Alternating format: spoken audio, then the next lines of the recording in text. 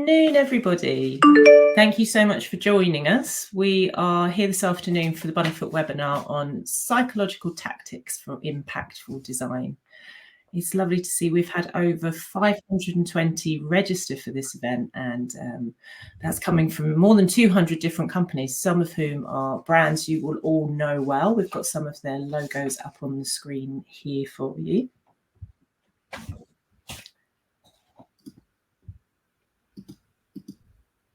Before we get started, I would like to just tell you a bit about ourselves. So those of you who don't know us, we are Bunnyfoot, and we have been working in UX research and design for around 24 years now. We're a team of about 40 dedicated practitioners, and we have a range of different backgrounds and skill sets, including UX strategy, lots and lots of research experience, design experience. We can also execute service design. We've got some really good usability professionals, and I'm very grateful to say some people at the forefront of accessibility as well on our team. So a really strong team. We're based in the UK. We can go back one bit. Stephen's controlling my slides for me at the moment. Thanks, Stephen. So we are based in the UK, and we have offices in London and Sheffield, but we can reach across the globe through our international partners, and we provide a broad range of services across not just web and apps, but a wide range of digital platforms and technologies as well. Thank you, Stephen.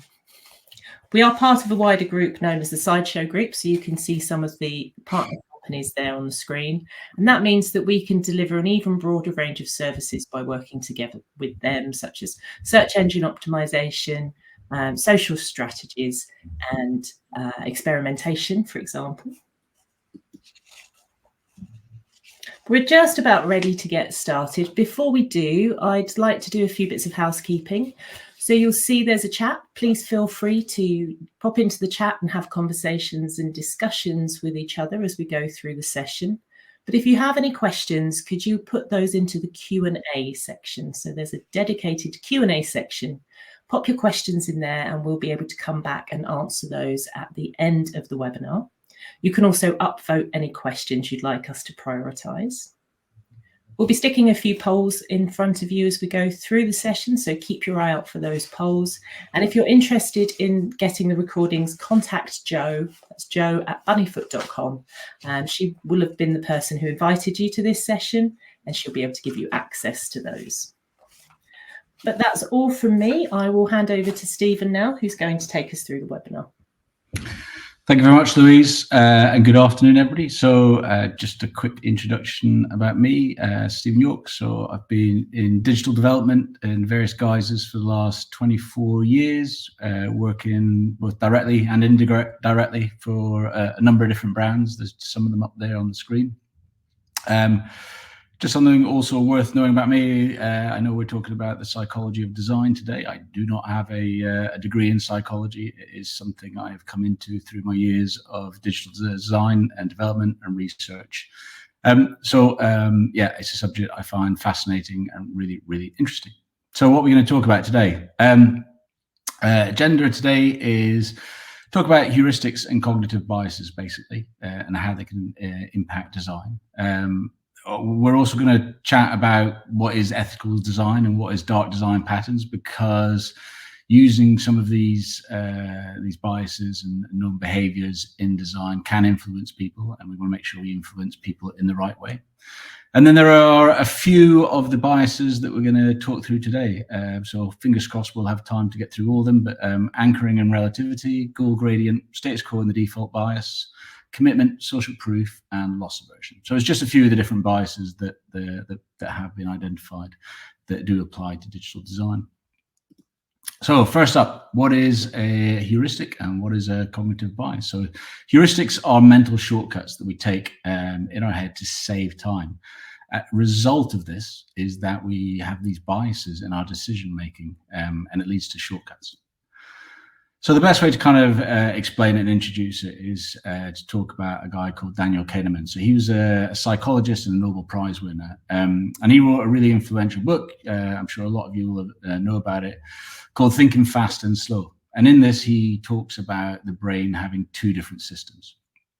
So this is a very high level summary of what he kind of surmises, which is one, you've got a system one, in your brain, and that part of your brain is fast.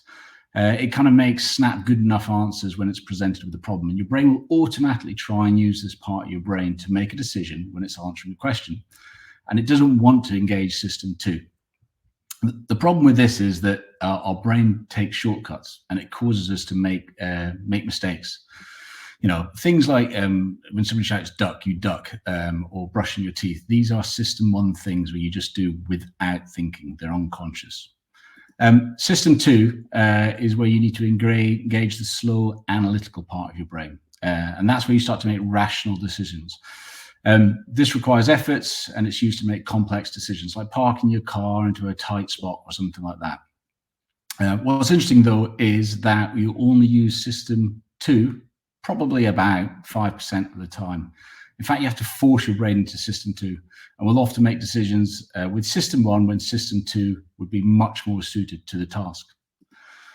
So just to kind of demonstrate this, it's a quick experiment. If you already have seen this before, that's fine. Don't put it in the chat, the answer. But I'm going to show you a question, and I'd like you to try and write down or think of the answer as quick as you can, 5 to 10 seconds at most. It's not a very difficult question. If you had a bat and a ball, and it cost £1.10 in total, but the bat costs £1 more than the ball, the question is, how much does the ball cost? So just very quickly, you can write it down, just think of an answer. So the actual answer, if you're like most people, you've probably thought the answer 10p or written down 10p. And that's because you're engaging system 1 of your brain. And that's what most people tend to do, because it seems like that is a sensible answer, the difference between £1.10 and £1. The actual answer is 5p. So it's 5p for the ball, £1 and 5p for the bat. The total is £1.10. And it's just an example of your brain automatically engaging system 1 when it needs system 2 to try and answer that question. So I mentioned Daniel Kahneman, and along with Amos Tversky here in this picture, they were the first people to kind of discover and properly research people's behaviors. And they discovered a bunch of these cognitive biases. And they discovered that we're irrational in our behavior, but that irrationality is quite predictable, because we all think the same way in certain circumstances. So they did a lot of this work in the 70s. It's been picked up by other people and carried on. If you're interested in further reading about these two people and the work they did, this is a really good book called The Undoing Project, which talks all about their early work. So when we talk about cognitive biases and heuristics, we've also got to consider dark design patterns. So a dark design pattern is a technique that manipulates or deceives users into taking a specific action or directing them away from an intended action. So some of these biases that we're going to examine today, they can be used to influence behavior, but convincing people to change, to make changes that are not in their best interests can be unethical. This is why sometimes this is something that's often referred to as dark design patterns. So a couple of examples of that that are often quoted as dark design patterns are things like confirm shaming. So that's when you have a couple of options, and the kind of secondary option is almost shaming you into not selecting the first option. So here you've got an option to sign up for a meal plan, and if you don't want to do it, it says no thanks, I'll have a microwave dinner. So you're being shamed into kind of selecting the option. Or hidden costs, so anything where you book theatre tickets or concert tickets for a certain price, and then you get to the end of the process and there are additional costs that you didn't foresee, and you can't avoid until the very end.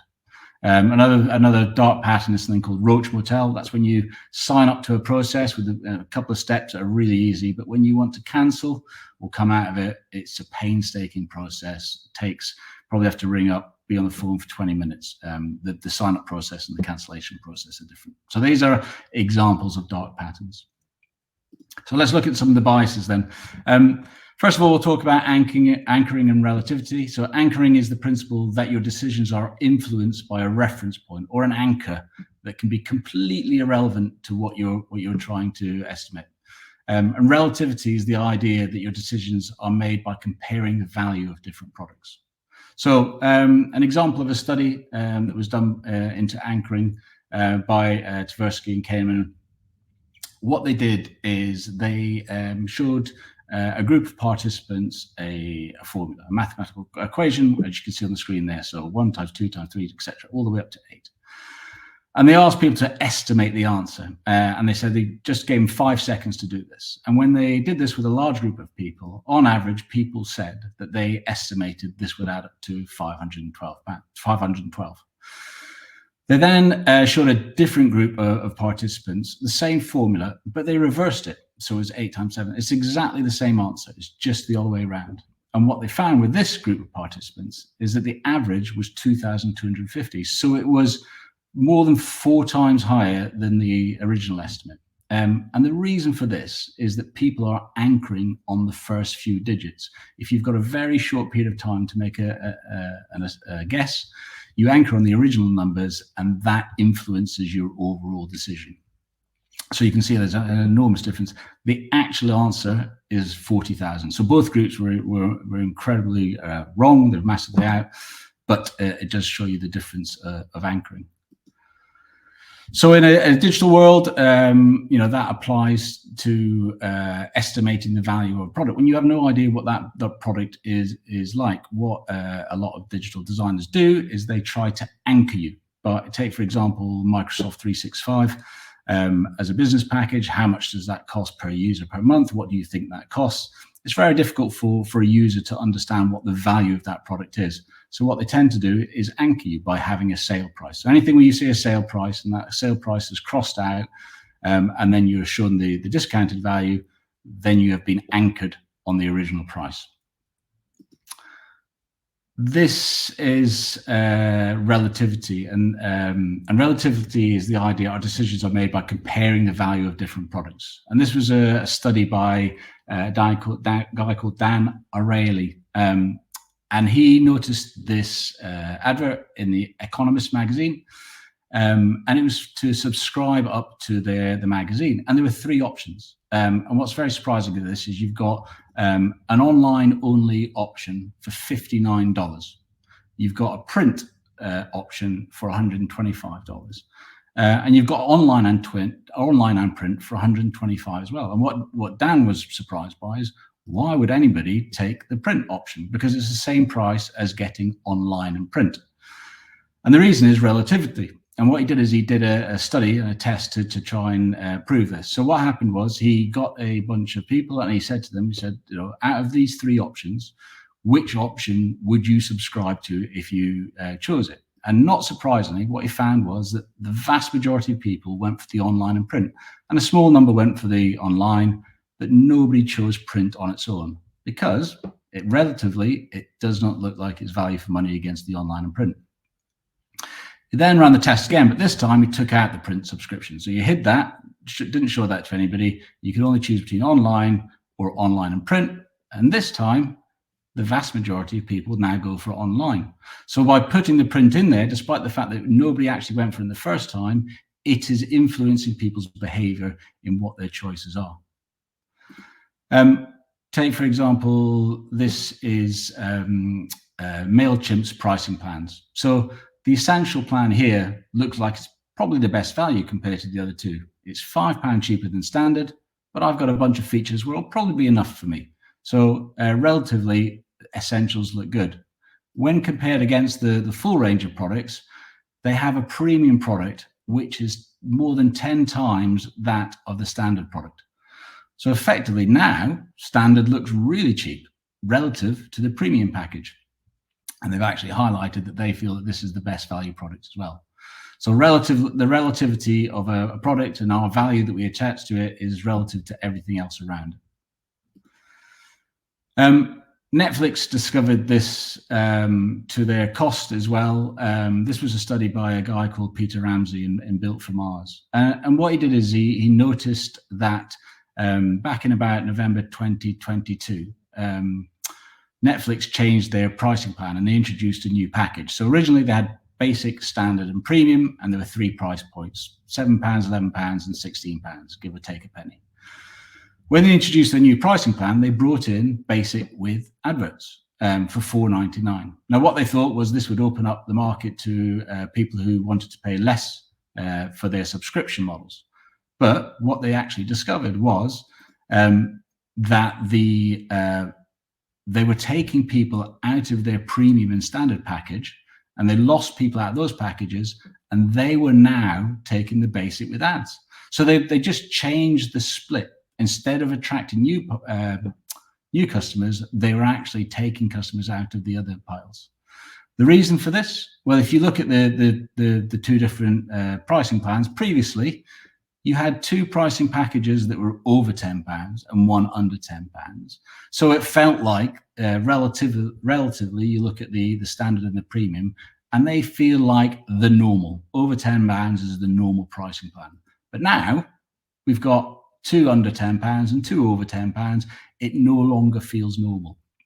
So this is a both anchoring and relativity are in effect here. We are anchoring ourselves with the lower prices and the higher prices, and we're looking at the relative price of everything together. So they quickly after this, they did change the plan, and they've done various changes since then. But what they did is they took the basic out of this and they removed it and put it at the bottom. So it wasn't comparable. It was still available, but it wasn't comparable. So next thing we'll talk about is goal gradient. So goal gradient is the principle that as we get closer to reaching a goal, we often experience increased motivation. So this was initially identified by a psychologist called Hull many years ago. And what he noticed that was the rats made more effort to find their food the closer they got to it when they were put in a maze. So he did lots of studies with animals. So further studies have also shown that loyalty schemes work very similarly. The closer we get to the end of like there's studies with reward cards for coffee. So you get a stamp for every time you get a coffee, complete a card. When you get to your 10th stamp, you get a free coffee. And studies have showed that actually the closer you get to the end, so that as you fill your card up, the faster you are, the more regularly you buy the coffee, the quicker you're filling your card up. Furthermore, if you are to pre-fill a card, so instead of having a 10 stamp card, you provide a 12 stamp card, and you pre-fill two of those cards and give them 2 free stamps. That means that people, customers, fill up the card even faster than the previous one, even though there's still 10 stamps to fill up to get a free card. By showing them that they have already made some progress, they go quicker. There's been other studies as well that have looked at very similar things. So there was another study done where people were asked to rate, review songs on a website by setting specific goals. What they did is they noticed that the shorter the goals were for people, the more often participants would go to the website, and the longer they would actually spend rating those songs. So both of these show that users want to see progress to be motivated. Two common principles that are used in design for years are the progress bar and profile completion, which you've seen many times before. So progress bars can be used to give the impression of progress while visually helping people know where they are. In addition, it's advisable to give a sense of completion by acknowledging steps that have already been completed. You know, think about things like signing on, registering, adding things to the basket before they see a progress bar.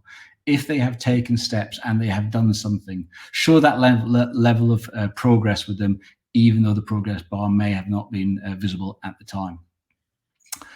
Profile completion is often used as well on sites like social media to encourage users to complete more information about themselves.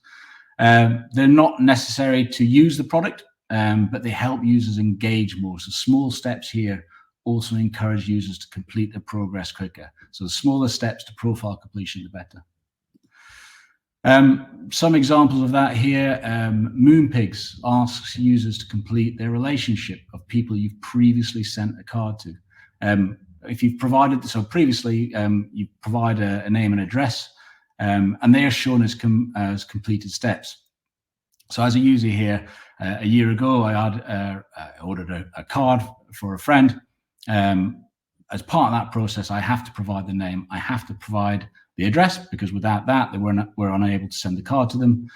When I come back a year later for the next birthday, they're saying, actually, you've completed 2 steps. All you got to do is complete 1 more step, and you'll have completed your process for this friend of yours. So it feels like I've already made progress, so I'm more likely to carry on. Uber have done something similar as well. Without knowing it, I've already completed stage 1 of 5 stages in what's called my safety checkup, something called a ride check, something which I didn't do. I didn't set it up. I didn't go in there and manually do it myself. But knowing that I'm already 1 step into 5 steps is more of a motivation for users to go in then and complete the other 4 steps.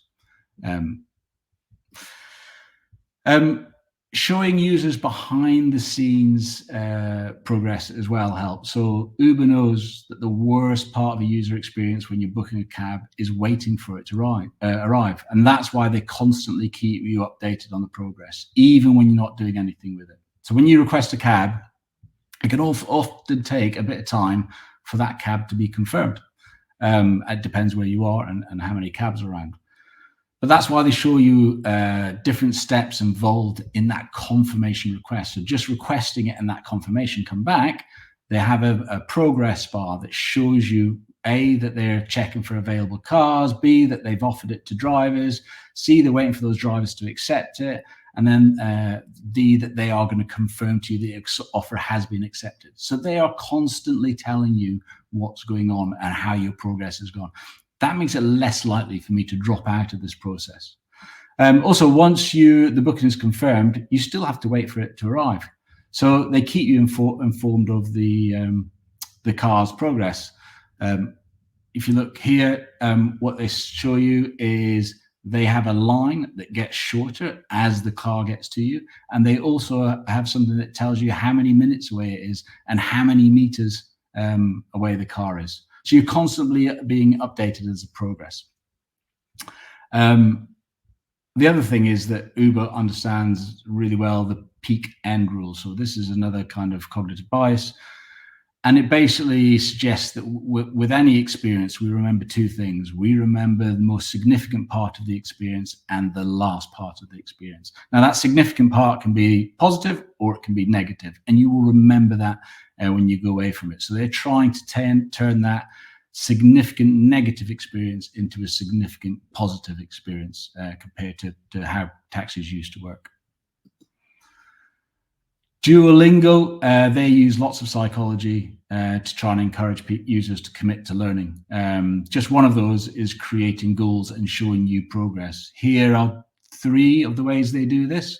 The first one is a daily progress. So how much of your daily goal have you achieved?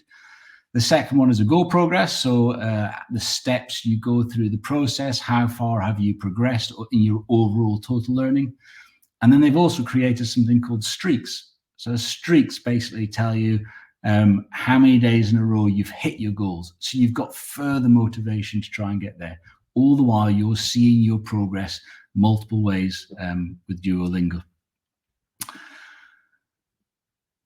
Okay, so the next bias we'll talk about is status quo bias and the default bias. So when confronted with choosing between 1, thinking about taking a new course of action, or 2, continuing with the same thing, what we tend to do as humans is we usually continue to do the same thing. We stick to the status quo. We don't like making decisions. And defaults are preset choices. They're options or actions. We tend to follow whatever the default is, and we don't try to switch to new options. In short, making a decision usually requires a lot of effort, and it's easier for us to just accept the default option. So just telling people that they should do something, even if that is of significant benefit to themselves, is not enough of a motivator for people. In America, they spend hundreds of millions of pounds or dollars every year on financial literacy. And all the data shows that, people attending these courses actually learn from it. They get it, they understand it, and they've done a lot of the research into this. But when it comes to actually doing something about their financial literacy and looking at their finances and improving their finances, they discover that actually about 3 or 4% of people who actually attend these courses actually execute what they've learned, and they have learned it because they can't be bothered to make those decisions. And if you look 3 or 4 weeks later, that number of people who are making that effort actually drops down to 0.1%. And the reason is friction. People can't be bothered to do things. This is a study by, again, Dan O'Reilly. I mentioned him earlier, and he did a TED talk, and he talks about a online pharmaceutical company, and they post out prescriptions to people. And what they did is they tried to encourage people to switch from branded medicines to generic medicines because it would save them money, and it was the same medicine. So they were trying to do something good for their patients. So they wrote to everybody and they said, change to generic prescriptions and you will save money. All you've got to do is return this form to confirm you want to do this, and we'll send you the generic medicine. And virtually nobody replied. They didn't bother sending back the letter for something that would do good for them, that is of their benefit, and they didn't bother to respond to it because of the effort, because of the amount of friction. So they tried it again, and this time they said, well, change to generic prescriptions and you get your medicine free for a whole year. Just return the form. Again, nothing happened. And this is when they kind of brought Dan in, because Dan does some of the stuff he talks about. He talks about the power of the word free. If you say something's free, people change their behavior significantly. But this was not enough of a motivator to get people to change. So what he said is it's the friction in it. It's because of people are in the status quo bias. So what they did is they wrote again. This time they said, we've stopped your prescription. You cannot get it anymore. If you want your prescription to start again, return this form. Tell us, do you want generic or do you want branded? And what he found was that the vast majority of people returned the form and said they would have generic. So they made the switch when they had to do it anyway. And this is because we got the status quo bias. So we'll do our first poll now to see what people think about the status quo bias and whether it can be used in dark design. So subscription models and status quo often comes up in conversations about dark design. So I'd like to imagine there's a new streaming service and it offers you a 2-month free trial, but you have to enter your credit card details first or your debit card details. So when this free trial is over, you're automatically going to be charged. This is a model that a lot of subscription services follow. On one hand, this is better experience for those who want to continue because you don't have to return to the service later on after 2 months, put your bank details on, you can just carry on using it. So the experience for those people who want it is good. On the other hand, there's a risk that customers could forget to cancel the subscription. So you might end up paying for something you don't want because there's too much friction and they end up in the status quo bias. So is this a dark pattern? So I'm going to go on and start the poll. So you should see on your screens, hopefully, a poll asking you which one of these you think. So is this a dark pattern? Yes, users should only enter their banking details after the free trial is finished. No, but only if the service provider sends a reasonable reminder. For example, they could send you an email 1 week before the trial ends. Or 3, no, if the service provider is clear up front about the free trial, then it is not a dark pattern. So, okay, so we've got a few responses. We've got 83 responses in so far. So at the moment, it's looking very close between A and B. So yeah, it's very, very close. Okay.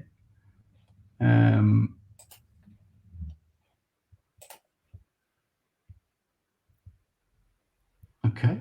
Yeah. Okay. Well, slightly more people do think this is a dark pattern, but only slightly more than those who say it is acceptable if the provider provides you with a reminder at least 1 week before. So this kind of shows you that I think with dark design patterns, it's not always a black and white answer, and is something that continually needs to be observed and reviewed. Okay, that poll is closed. Thank you very much for doing that, everybody.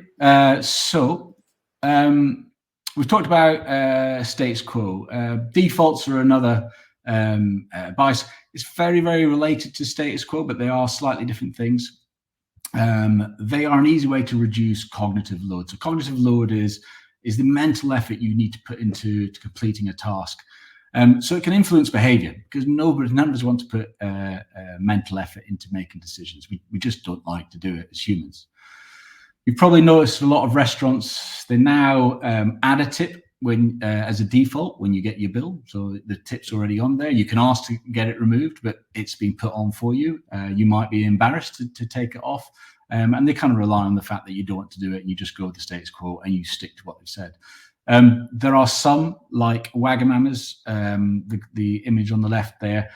You can scan a QR code on your table and it'll ask you to pay the bill, and then it comes up with 3 different options. Interestingly, what they do is they make one of the options, in this case 12.5%, the middle option, the prominent one. So again, they are trying to influence your decision by making you look like this is normal. This is what most people do because we've made this bigger for you. And there have been studies that have demonstrated that that defaults, how they can increase things like tips. So there was a study in New York for taxi drivers, and for a while they introduced these electronic payments in taxi cabs where you could make electronic payments with your card. And then after a while they introduced tip defaults as well, and they made these tip defaults originally at 15%, 20%, and 25%. And what they found was when they put these defaults in, the overall tips increased by 38%. And the reason for this is twofold. Firstly, it's anchoring. You know, the middle tip is 20%. So already people are going, I don't want to pay for the lowest one. That makes me look a little bit cheap, so I'll go for the middle one, 20%. And 20% was already higher than the average pre-putting in the defaults.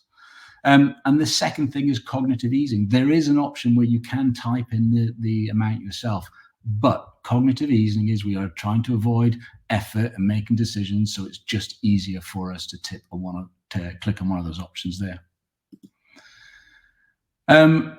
Pre-selected defaults have a different impact. So we talked about defaults before. These are pre-selected defaults. The thing with these is users may not notice them. So this is an example of marketing preferences, which are pre-selected, because if you don't tick this box, you will be sent marketing details.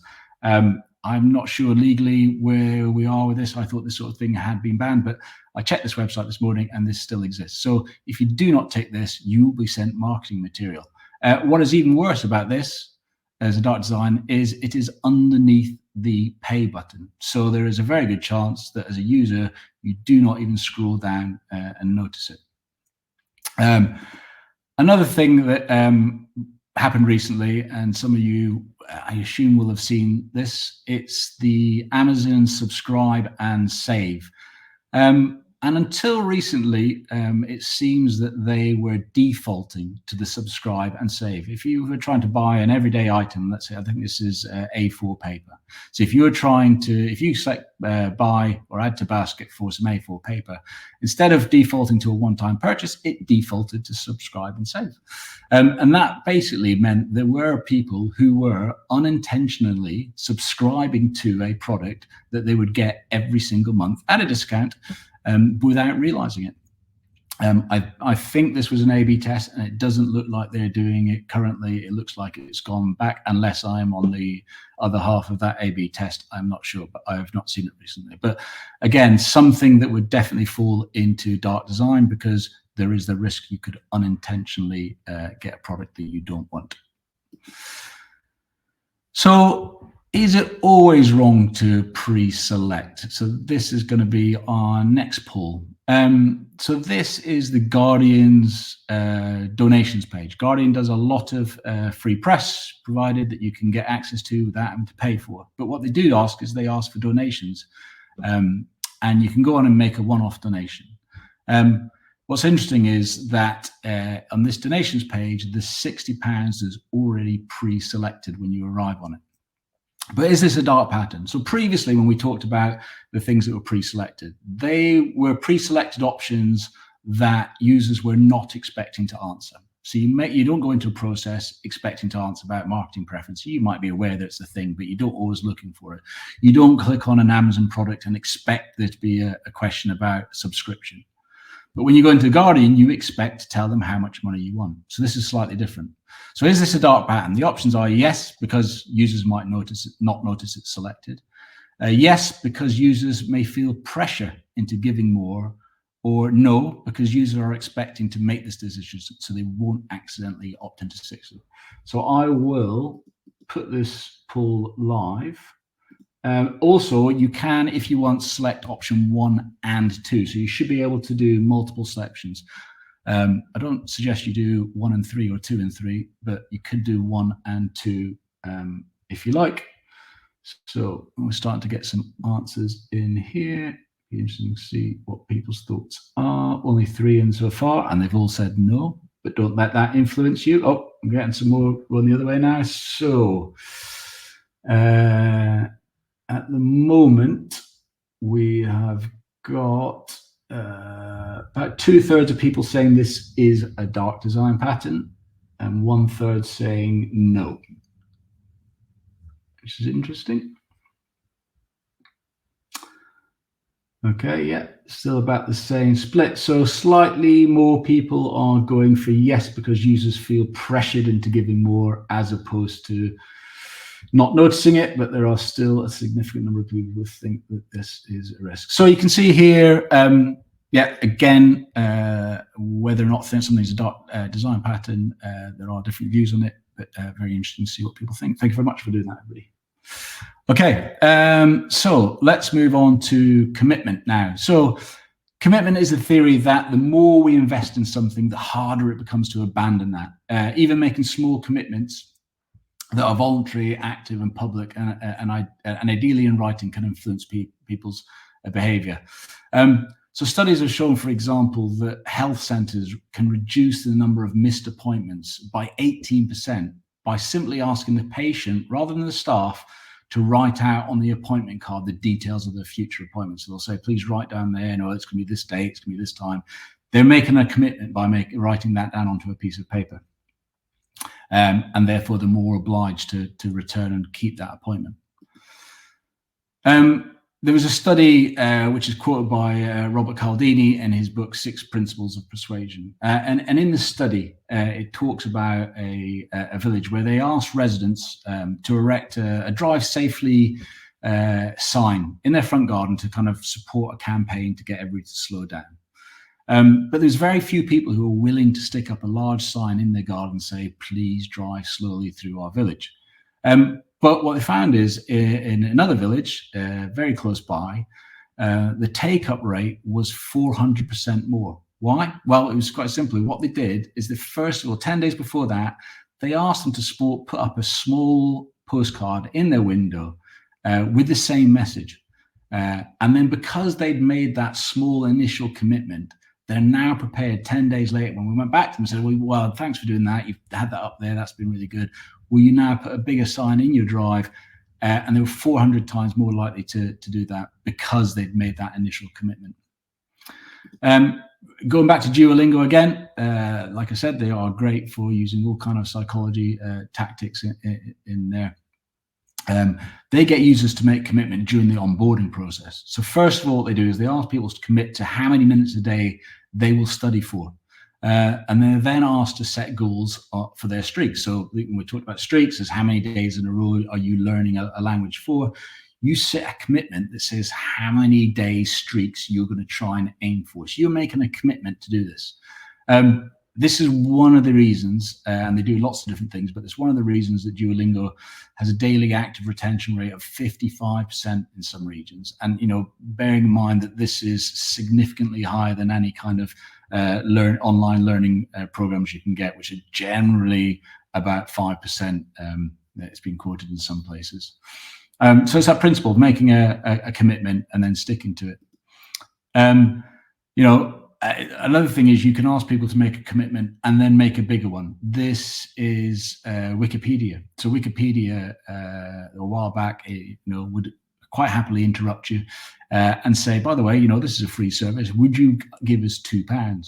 So if you click through and say, yeah, I'm happy to give you a couple of pounds. Well, they go the next thing they say is, Well, if you're willing to give £2, maybe you'll be willing to give us a little bit more. So, you know, there is a £2, but there is a 10, 15, 25 and more.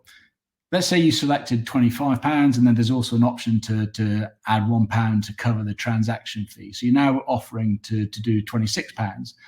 The next thing they say to you is, thanks, £26. That'd be great for the year. Or why don't you change that to £4.50 each month? And then instead of £26 for 1 year, you're going to be doing £26 every year. So they've asked you to make that small commitment initially of £2, and before you know it, it's £4.50 a month, every month ongoing. And then you'll be in the status quo bias, and you're probably not going to cancel that direct debit for a while. Don't ask users to commit to things, though, without a reason. There's lots of examples of people doing this. So this is the HelloFresh, I think it's called, the kind of food delivery service where you can sign up for food to be delivered to your door, and you get boxes of food that you cook at home. But when you open the app for the first time, after one click on the Tell Me More button, you instantly get a request to send you notifications. Now, underneath there is some sort of rationales to why you should switch on the notifications, but the user can't see it. So there is very little for me here wanting to click on and allow notifications so early in the experience as well. I need to have a reason why I'm doing that. And even worse, having clicked Don't Allow, the next thing it says is, we want to track your activities across other websites. And I have no reason understanding why they would want to do that. So if you want people to sign up to anything like this, they've got to have a reason as to why you're going to do that and a benefit. One of the ways you can do that is with user-driven prompts. This is Emma. It's a budgeting tool that you can monitor your spending with. And what they do during their setup process is they ask you, what are your goals? And if you say, well, I want to track my spending, the next thing they said was, okay, if you want to track your spending, the best way to track your spending is to get push notifications. If you've got push notifications, you can track your spending a lot easier. So to enable push notifications. And then if you say, yeah, then they ask you a question, can we start sending you notifications? So it's driven by me as to the reason for doing it, and it's explained properly as to what the benefit will be to me of allowing it. Okay, so social proof, I think we're kind of like second to last on the things of what we're going to go through today. So social proof is people's reliance on the feedback and actions of others to determine what is right and what is wrong in a given situation. So social proof works better when users can associate themselves with other people. So there was a campaign in Texas in America that ran back in the 80s, really unsuccessful, where they asked people to tidy up after them, start picking up their litter. And the reason was that all the young people in Texas basically were not impressed with the bureaucratic elite telling them, pick up after yourself, you're messy. So they just ignored it, and they spent millions of pounds on this campaign, and nothing changed. What they did is they then changed it, and they ran what is now an infamous campaign called the Don't Mess with Texas campaign. And what happened in this campaign was the Texas Cowboys would go around with a trash can, and they would pick up cans of empty beer off the floor, crush them on their heads, throw them in the bin, and tell the viewers not to mess with Texas. And what you got is all the people in Texas could associate with this. They saw, especially the youth, they associate with themselves. And they thought, well, if the Cowboys don't want the litter, I don't want the litter, they're messing with our country. And what happened was it reduced litter by 29% in the first year, and then 72% over the next 6 years. And it's now it's a very famous campaign they ran. And that's all about social proof. In websites, it's often good to look for social proof with people that you associate with. People want to know, for example, if you're going to read satisfaction reviews, that is social proof in itself. But actually, what's even better is social proof from people like me. If I read 10 reviews for a hotel and I'm going away for a weekend with my partner, and I read 10 reviews from couples that all say this is a great place to go for a couples weekend, then I am far more likely to consider that social proof for myself than if I was to read 10 reviews that said they were from families. So social proof needs to be, you need to consider yourself the same as the people you were reading that social proof from. Social proof can encourage behaviour as well. Trainline does this really well. Whenever you buy a ticket now, they tell you 94% of customers already use e-tickets, so it makes sense that you use e-tickets as well. It can encourage bookings. This is Airbnb. Now, a lot of hotels and stuff will tell you how many rooms are left, so you can see that it's really busy, and you know it's really busy because all the rooms are being taken. Airbnb can't do that. They can't say how many rooms are left because you generally have one property that you take. So what they now have is this rare find, which is a form of social proof, because if it's a rare find, then you know people are usually booking these places up. This is Airbnb's way of socially proving their properties. But you need to be aware of negative social proof. Here again, this is the example I showed you earlier of Wikipedia. And here Wikipedia have said 98% of our readers don't give, they just keep scrolling. This is negative social proof. Because what it does is it highlights to me that most people don't pay. And if you read that, you'd think, well, why should I pay? If other people aren't willing to pay, I'm not going to pay. So this can work in a negative way if you start highlighting the negative things that other people are doing. Don't try and do that. So can social proof be a dark pattern? There's a couple of different methods for social proof called trending and limited stock messages. There are some examples there of trending where it tells you how many people have got a product in their basket, or it tells you how much of a stock is left online, or how many people have bought in the last 24 hours. These are examples of trending, what's popular, or what's limited. And it's making people feel anxious about whether or not there is any availability of that product. So is this a form of dark pattern? So the answers are both trending only, limited stock only, or no. So I'll go to the queue and I'll push this one live. So there's only one answer each on this one. We'll see what people start to think, whether this is a dark pattern, and see if people are still listening as well. So, yeah, okay, we got some answers coming through at the moment. So we're seeing almost 90% of people are saying, so 75% of people are saying one form of yes or another. Limited stock only, 20%. Trending stock, about 10%, and then got about 40% of people are saying both. We now have about 30% of people, so about a third of people think this is not a dark design pattern.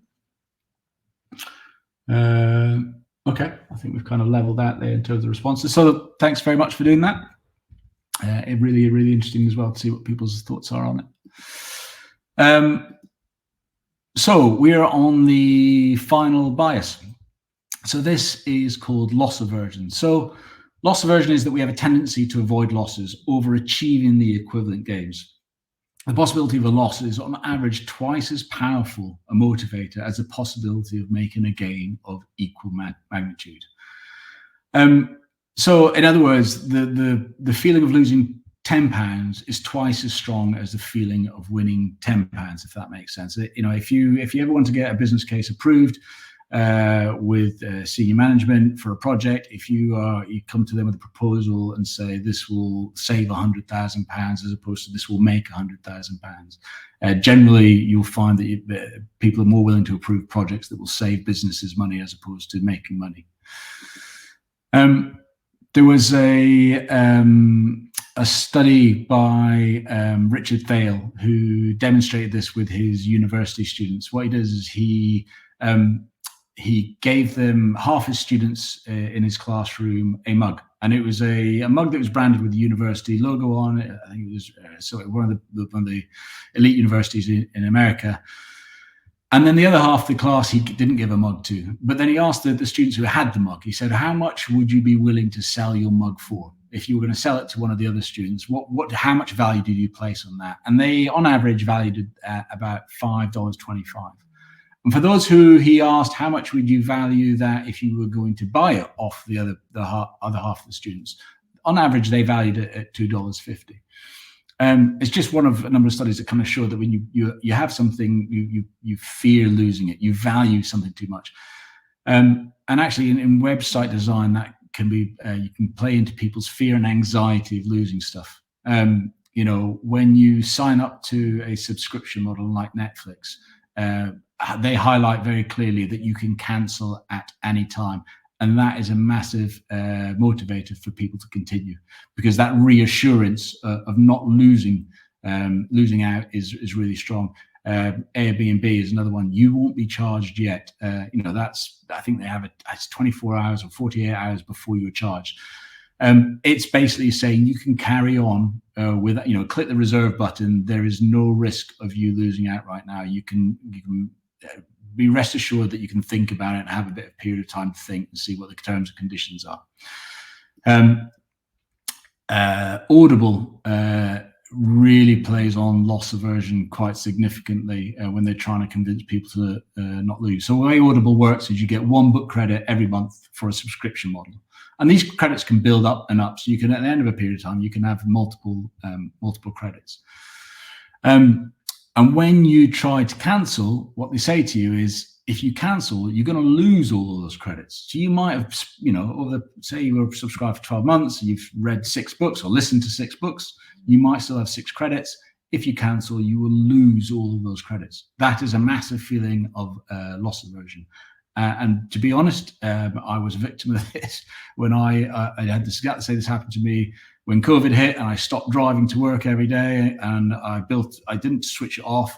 And then after 3 months later, I had a whole bunch of credits. I thought, I'm not listening to them anymore because I'm not driving, so I'll cancel. And then I saw this message and thought, I can't cancel. I don't want to lose those credits. 3 months later, I still hadn't listened to another Audible book. So I now had 9 credits when I was canceling it. So it's a strong feeling of not wanting to lose. But actually, it's not just this one message, because if you carry on and you say, yeah, I'm just going to do it anyway, they then come up with an offer, and they say, well, we'll give you 50% off premium. Well, this offer is only open to me if I do this now. If I don't accept this offer now, I will lose this offer. So again, loss aversion kicks in. And then if you still say no, they then go, oh, we'll give you a free credit. Are you still sure you don't want to cancel? One more free credit. You're going to lose this free credit if you don't stay with us. So they're constantly playing on that fear of loss aversion. Last poll and last slide of the deck is this, which is, you've probably seen it before when you're booking a seat, when you're checking in, for an airline, you're just about to fly, and they say, would you like to pay for your seats? And if you say, no, I don't want to pay for my seats, they will then come up with a message saying, are you absolutely sure? If you don't book a seats and pay for them, we cannot guarantee you that you will all sit together. Now, bear in mind, the screen before, I've just looked at it, and there are 50 free seats on that plane. I can see 50, and I've got a family of 4. I can easily select 4 seats. I know there are 4 seats together, and they are telling me that they cannot guarantee it if I was to automatically select seats and not pay for those the privilege of choosing my seats. Now, when my kids were younger, that might have been a stressful thing for me to see that message, thinking, well, I can't have my children sitting on their own. Now they're a bit older. Actually, I'm keeping my fingers crossed that we are not sitting together when I get to this sort of message. It doesn't seem to work though. So let me open this one. It's straight yes or no on this one. I'd be interested to see what people think about this poll, and if people are still here as well. Okay, just takes a few seconds to come through.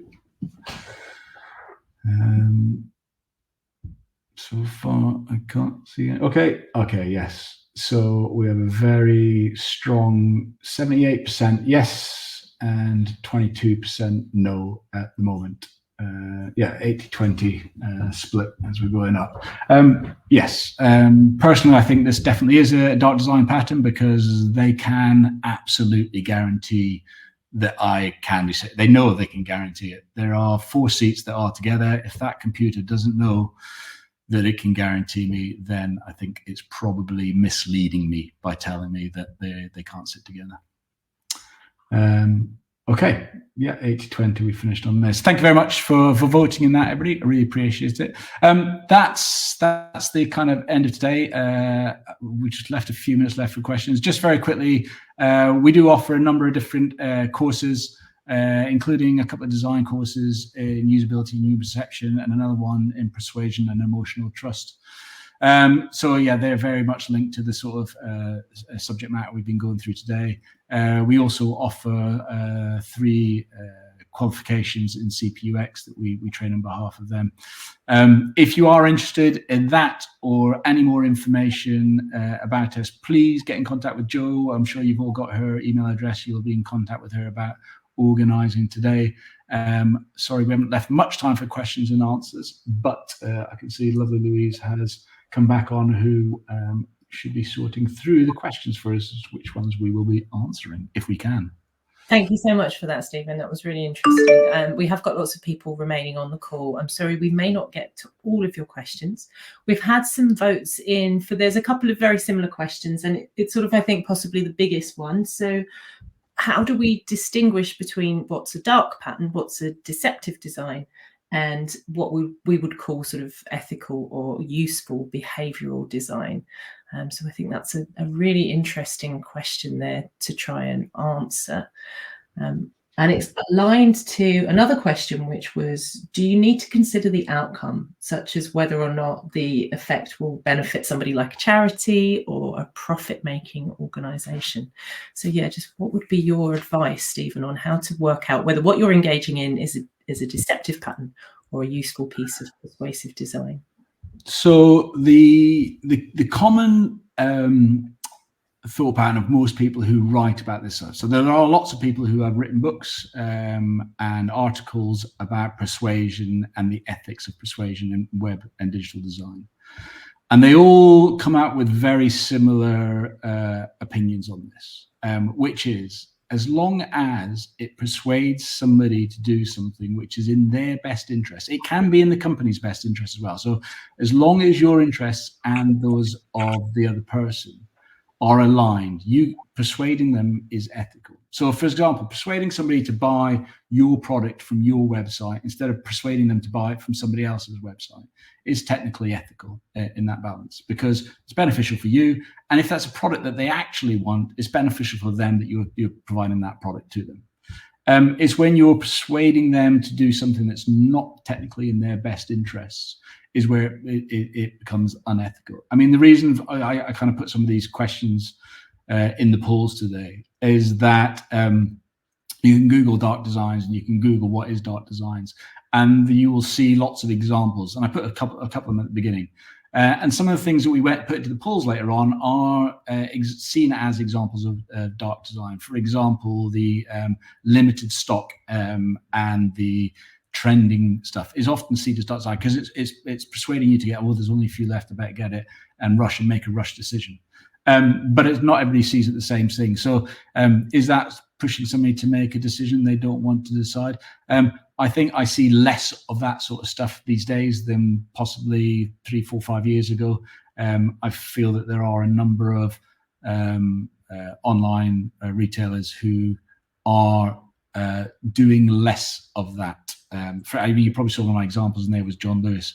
I went to look this week to see if they're still doing it. I couldn't find any examples of it. It doesn't mean they weren't doing it, but in my quick search, I couldn't see it.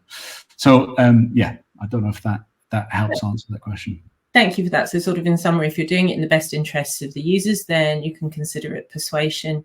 But if your goal, whether or not the outcome is for a charitable organisation or a profit-making industry, if you're trying to manipulate the users against their own best interests, that would be considered a deceptive pattern. And we've got time for one more. It's another broad question about how you talked about changing status quo and how some people are averse to change. Any recommendations on how to use content to support people if they are resistant to change and accepting it. So I think this is where, there's a lot been written on the nudge theory and nudge principles. A nudge principle is all about nudging people to change their behavior, and they are nudges are subtle cues in life that encourage you to do something differently. You can Google it. You can see lots of images of how people have created small little nudges in life to make people do something different. There's the other way, I suppose, is to change the default. There are lots of let's take, for example, blood donor or organ donor. If you look up the organ donor take-up rate by country, you will see that there is an incredible disparity between countries that basically automatically opt you in to automatically opt you out. It's the same with pensions as well. Pensions are another one.